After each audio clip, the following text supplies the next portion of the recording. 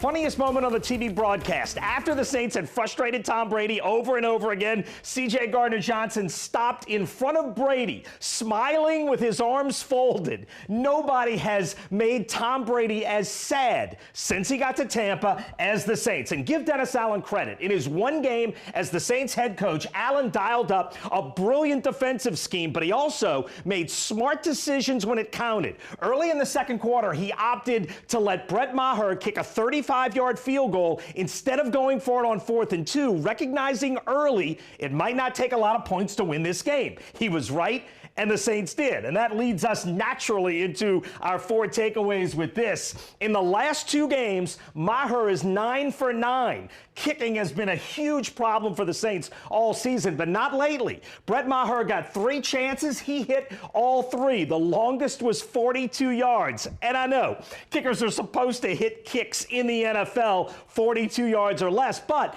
the Saints have missed 7 kicks less than 40 yards this season. If Maher had missed just one of those 3 kicks, the last 4 minutes of the game would have looked very different. On the current 2-game winning streak, Brett Maher is perfect, and for a team struggling to find offense, that is enormous. At number 3, Dennis Allen sort of said this after the game, and it's true. There is one way to beat Tom Brady, to get 4-man pressure. Now, that is easier said than done. Tom Brady has a super quick delivery. So, if you have to rush 5 or more to get pressure on Brady, he will find your man-to-man weakness and kill you. And if you rush 4 and you don't get to Brady, it doesn't matter how many DBs you have in the game, Brady will still pick you apart. So Sunday night, the Saints got 4 sacks, which is the most allowed by Tampa Bay this season. And all 4 came when the Saints were rushing just 4 guys. Marcus Davenport was in on all 4 of those sacks. He is playing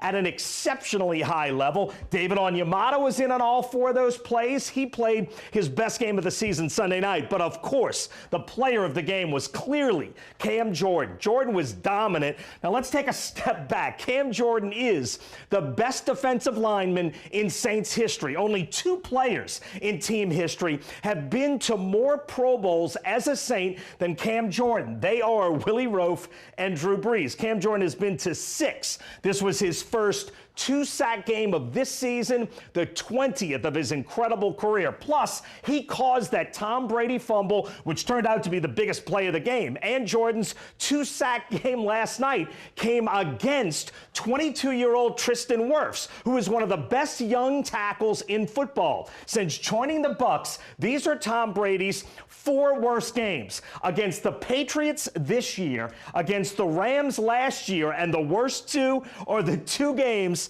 against the Saints in Tampa. Actually, the Saints did a better job by quarterback rating against Brady last year than they did this year. 4 sacks is the most the Bucs have given up this season, and Tampa Bay is second in the NFL in allowing the fewest sacks. The Saints' 4-man pressure was the difference in the game Sunday night, and it didn't hurt that at number 2, somebody else had injury problems. This season has been largely defined by the Saints' offensive injuries. They played Sunday night without Mike Thomas, without their starting quarterback, and without 3 starting offensive linemen. But in the course of this game, the Bucs lost Chris Godwin, who is now out for the year. They lost Mike Evans, and they lost Leonard Fournette. Without 3 elite weapons, Tampa Bay became instantly less scary, especially against a very healthy Saints defense. And at number 1, I will say this for the 3rd week in a row, it is not over yet. This game